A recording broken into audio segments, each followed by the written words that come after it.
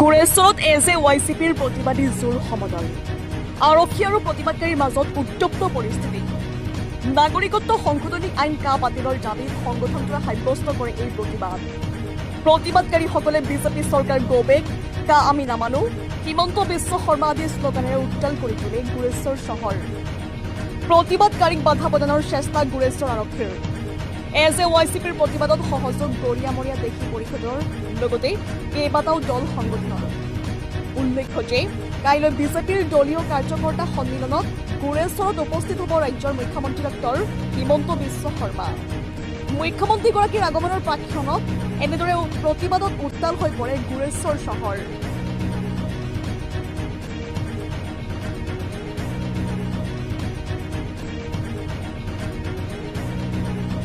হয় প্ৰথম কথা কা আমি নামানো আৰু কেতিয়াও অসমীয়া মানুহে কা মানি লোৱা নাই কেতিয়াও মানি নলয় আৰু বৰ্তমান শাসিত বিজেপি চৰকাৰখনে ধৰ্মৰ ভিত্তিত নাগৰিকত্ব প্ৰদান কৰিব বিচাৰিছে এইটো আমি অসম জাতীয়তাবাদী যুৱ ছাত্ৰ পৰিষদে বিৰোধিতা কৰিছোঁ আৰু বিৰোধিতা কৰি যাম আৰু বৰ্তমান বিজেপি চৰকাৰৰ মাননীয় মুখ্যমন্ত্ৰী ডক্টৰ হিমন্ত বিশ্ব শৰ্মা তেখেতে যি উচ্ছেদ কৰি আছে আৰু উচ্ছেদক আমি সহযোগিতা কৰিছোঁ সমৰ্থন কৰিছোঁ কিন্তু উচ্ছেদৰ নামত তেওঁলোকে ৰাজনীতি নকৰি যাতে উচ্ছেদক যাতে বিদেশীক বিতাড়িতৰ ব্যৱস্থা কৰে তাৰ কাৰণে আমি দাবী জনাইছোঁ আৰু অনাগত দিনত আমাৰ যি জাতীয় যি চিন্তাধাৰা আমাৰ অসম জাতীয়তাবাদী যুৱ ছাত্ৰ পৰিষদৰ যি নীতি এই নীতি আমি কা কেতিয়াও মানি নলওঁ আৰু মানে কাখন আচলতে তেওঁলোকে জোৰ জবৰদস্তি ৰাইজক জাপি দিছে এতিয়া অসমৰ ৰাইজে কেতিয়াও মানি লোৱা নাই আৰু কেতিয়াও মানি নলয় হয় মাননীয় মুখ্যমন্ত্ৰীক এটা কথা আহ্বান জনাইছোঁ যাতে মুখ্যমন্ত্ৰী আহক আমি আদৰি জনাইছোঁ যাতে মুখ্যমন্ত্ৰী যাতে আঁচনিৰ নামত যাতে ৰাইজক যাতে বিভিন্ন ধৰণৰ আঁচনিৰ নামত যাতে ভোট নিবিচাৰি যাতে আচলতে উন্নয়নৰ নামত তেওঁলোকে ৰাজনীতি কৰক আচলতে এই বাইহাটা চাৰিআলিৰ পৰা ৰামগাঁও নাগৰিক যিটো ৰাস্তা মহৰীপাৰাৰ পৰা নাওকটাৰ যিটো ৰাস্তা এই ৰাস্তাৰ অতি শোচনীয় অৱস্থা আমি এই শোচনীয় ৰাস্তাৰ অৱস্থাত তেওঁলোকে যাতে মেৰামতিৰ যাতে ব্যৱস্থা কৰিব লাগে কাৰণ আমি জাতীয় যি দাবী তাৰ লগতে আমি স্থানীয় দাবীসমূহ ক'ব লাগিব আৰু মাননীয় মুখ্যমন্ত্ৰী ডাঙৰীয়াই যাতে ধৰ্মৰ নামত ৰাজনীতি নকৰি যাতে সকলো ধৰ্মকে যাতে সমান চকুৰে চায় মানে হিন্দুই হওক মুছলমান হওক খ্ৰীষ্ট হওক বৌদ্ধ হওক যাতে সকলো ধৰ্মকে যাতে সমান চকুৰে চায় তাৰ কাৰণে আমি দাবী জনাইছোঁ কাৰণ অসমত অসমীয়া ভাষা যোনে ক'ব যোনে অসমৰ বায়ু পানী সেৱন কৰিব তেওঁলোকে যাতে অসমীয়া যাতে হিন্দু মুছলমানৰ নামত যাতে ৰাজনীতি নকৰে সমগ্ৰ অসমৰ লগতে আমি তামোলপুৰ জিলা সমিতিও আজি নাগৰিকত্ব সংশোধনী আইনৰ যিটো তাৰ লগত মানে 5জন সুদাম ডেকা শ্বহীদ হ'ল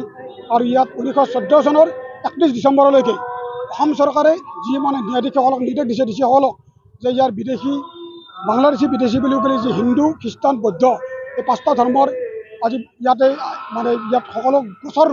তেখেতসকলৰ বাতিল কৰাৰ কাৰণে আৰু তেখেতসকলক ইয়াত সংস্থাপন দিয়াৰ ব্যৱস্থা কৰিছে এই ক্ষেত্ৰত আমি অসম জাতীয়তাবাদী যুৱ ছাত্ৰ পৰিষদৰ কেন্দ্ৰীয় সমিতিৰ নিৰ্দেশমৰ্মে আজি আমি এই জোৰ সমদল কাৰ্যসূচী গুৰেশ্বৰত লৈছিলোঁ আৰু জোৰ সমদল কাৰ্যসূচীৰ জৰিয়তে আমি অসমত যে ধৰ্মভিত্তিক যে বিদেশী চিনাক্তকৰণ কৰিব দিয়া নহ'ব ইয়াতো স্পষ্ট কথা অসম জাতীয়তাবাদী যুৱ ছাত্ৰ পৰিষদে পূৰ্বতে হৈছে 71 চনৰ 24 বছৰ ভিত্তিবৰ্ষ হিচাপে আগতে যিসকল আহিছিল তেখেতসকলে ইয়াত থাকিব পাৰিব তাৰপিছত অকল বিদেশী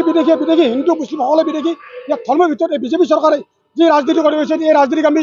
অসমৰ জনসাধাৰণে প্ৰশ্ৰয় দিলোঁ আৰু এই অসমৰ মাননীয় মুখ্যমন্ত্ৰী হিমন্ত বিশ্ব শৰ্মাদেৱে আগন্তুক নিৰ্বাচনৰ প্ৰতি লক্ষ্য ৰাখি যি ৰাজনীতি আৰম্ভ কৰিছে এই ৰাজনীতি কোনো কাৰণতে আমি মানি নলওঁ আৰু ধৰ্মভিত্তিত বিদেশী চিনাক্তকৰণ কৰা বা দিয়া নহ'ব অসম জাতীয়তাবাদী যুৱ ছাত্ৰ পৰিষদৰ স্পষ্ট কথা আৰু অসমত বায়ু পানী সেৱন কৰি অসমৰ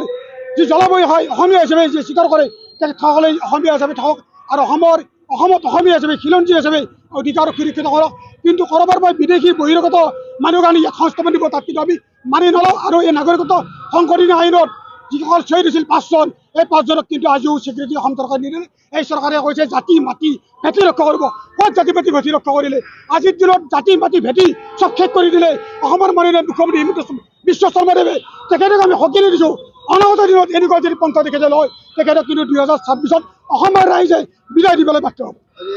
আজি আমি অসম জাতীয়তাবাদী যুৱ ছাত্ৰ পৰিষদ তামোলপুৰ জিলা সমিতিয়ে গুৰেশ্বৰ অঞ্চলৰ বিভিন্ন দলসমূহক আমি আমন্ত্ৰণ জনাইছিলোঁ তাত গৰিয়ামৰীয়া দুখীয়া জাতীয় পৰিষদ আমি উপস্থিত হৈছে আৰু অন্যান্য দলসমূহ ইয়াতে উপস্থিত হৈছে এইখিনি